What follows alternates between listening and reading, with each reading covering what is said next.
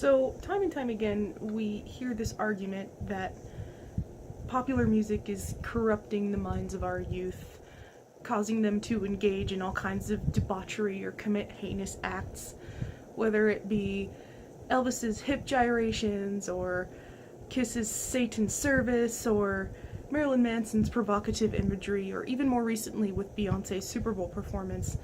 Music seems to take the blame or be demonized much more often than it deserves. So I want to show you how some of these songs are not all debauchery, but they're not always just entertainment. Sometimes they convey messages based in fact, and they are worth taking into consideration. They come from an informed place and are presented with a human perspective. You never really know where you might learn something new, and in this case, the information is in the songs.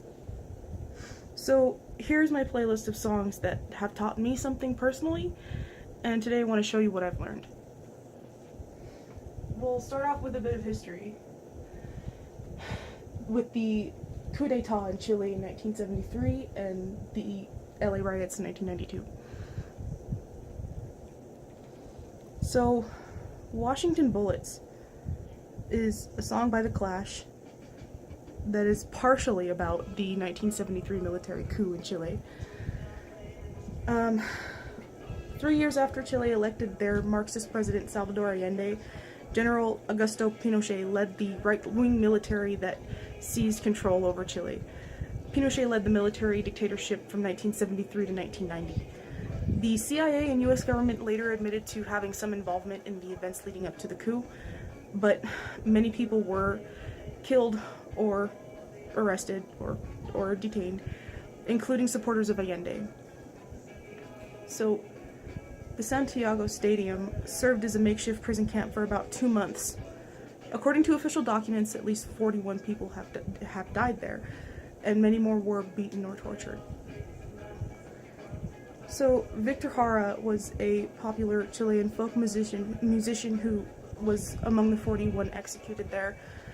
The Associated Press reported in 2011 that under Pinochet about 3,200 people were killed or forcefully disappeared as a result of political conflict, and determined the number of people who suffered human rights abuses was around 38,000. It wasn't until last year the former lieutenant responsible for Jara's death was held liable in order to pay $28 million in punitive and compensatory damages to Jara's family.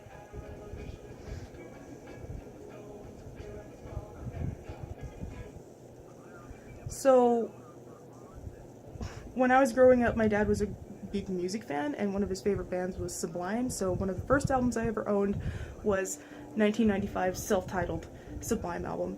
And on that album they have April 29th, 1992, which is the day that the LA riots began. After 4 LAPD officers were acquitted of the violent beating of Rodney King, which was caught on film and left him with 11 fractures and other injuries, LA rioted for 5 days. The violence finally began to quell in LA after the governor declared a state of emergency and called in about 9,800 California National Guard troops by May 3rd.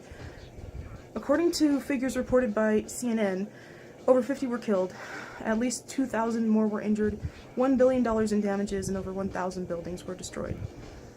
But the song is important because it spotlights the neglected societal problems that contributed to the riots, and it puts human perspective on what happened that day.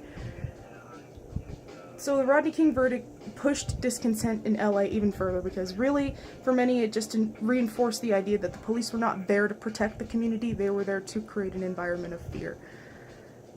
We're so used to seeing images like these when we look back at the LA riots, but the song underscored the basic neglected human rights of people in Los Angeles that led to the boiling over of discontent that day.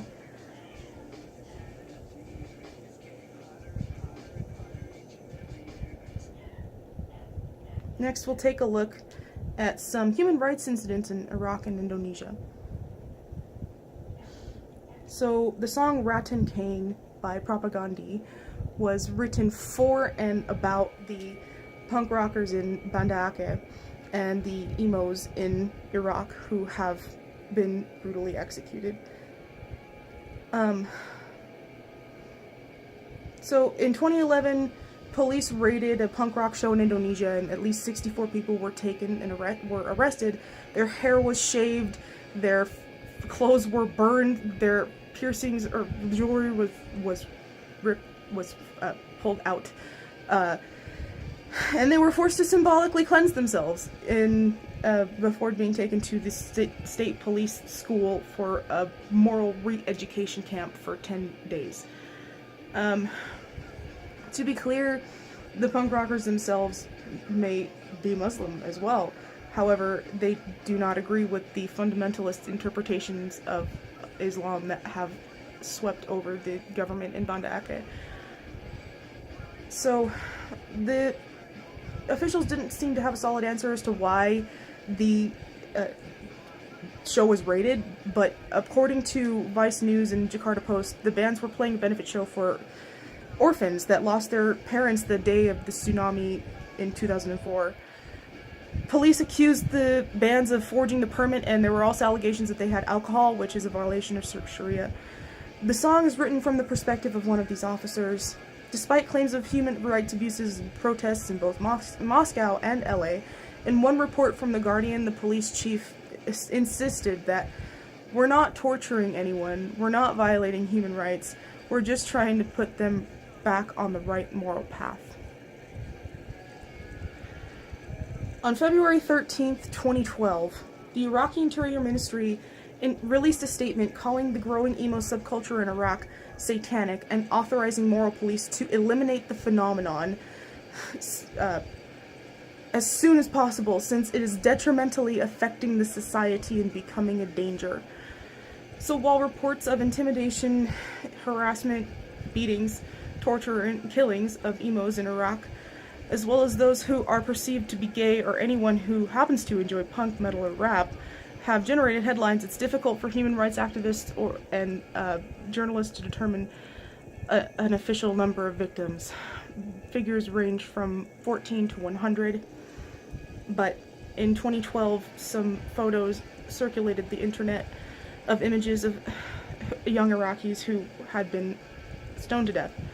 According to the New York Times, one of those victims from the photos was identified as the 20-year-old Iraqi who had been beaten to death with a brick on February 17th, 2012, 4 days after the Interior Ministry released their statement. Next, we'll take a look at some civil rights issues in American politics. So, the song Ice in the Night by Cobra Skulls isn't about the cold at all. It's a story about a man called Manuel whose home is raided by Immigration and Customs Enforcement in the middle of the night. While I could not verify that this story in the song is based on a real person, many stories just like it are reported by legal residents or those who possess a green card. For example, in a lawsuit filed by the ACLU in October 2010, ICE agents in Nashville forced entry into a home without consent, arresting several people, and some who were just nearby. They also held some people at gunpoint. So without a warrant, officers must get consent to enter a private residence. In Nashville, they didn't have a warrant and they did not have consent. ICE officers may legally claim to be police officers so that people will let them in or give them information about a person of interest. However, many have criticized this because it undermines local police efforts to build trust in their own communities. So finally, we'll take a look at some art and literature references in popular music. The Temptation of St. Anthony is a famous painting by Salvador Dali, which inspired the name of this Alkaline Trio song. This is not the only art reference on the album. The second song is actually called I Want to Be a Warhol. So The Temptation of St. Anthony is a painting based on the temptations faced by the Egyptian monk Anthony during his pilgrimage to the desert. Many works of art and literature are based on his life, including the Salvador Dali painting and Michelangelo's The Torment of St. Anthony. So the final song on this list is actually my favorite, and not just because it's my personal favorite, but because it serves as a literature, history, and legal lesson all in one, if you look into the details of what it's about. So, in 1895, Oscar Wilde was subjected to 3 trials. The first was brought by Wilde against the Marquis of Queensberry for libel due to a letter he received that said, "To Oscar Wilde, posing as a sodomite." The second and third were brought against Wilde for accusations of gross indecency for having a relationship with the son of the Marquis of Queensberry. So the prosecution formulated these convoluted questions about Wilde's literary works, and paid people to testify that they had engaged in sexual acts. They implicated him, and they also suggested that the picture of Dorian Gray was somehow perverted, and asked him repeatedly about whether he considered certain literary works immoral or blasphemous, particularly The Priest and the Acolyte by John Francis Bloxham. Ultimately, the court determined that Wilde was responsible for corrupting a vast community of young men and painted him as some kind of predator. He was sentenced to 2 years in prison, and unfortunately, shortly after his release, 2 years later, he died in poverty. He requested to be laid to rest in Père-Lachaise, the largest cemetery in Paris. So I can't be certain that these particular songs have taught you something that you may not have known before learning about their meanings, but I can be certain that there are songs out there that will teach you something, and these are just a few examples, and really they barely scratch the surface. So these songs also encourage people to think, to look into things and think for themselves, so that they can better understand the song's meanings. Some of them also communicate messages of resisting oppression here and around the globe, serving as a symbol for progressive change and inspiring rebels everywhere. One example of that resistance is the Taqwa scene, fighting oppressive regimes that crush any form of dissent, like the ones in Banda Eke and the ones in areas of Iraq that targeted the punk rockers, emo kids, and metalheads.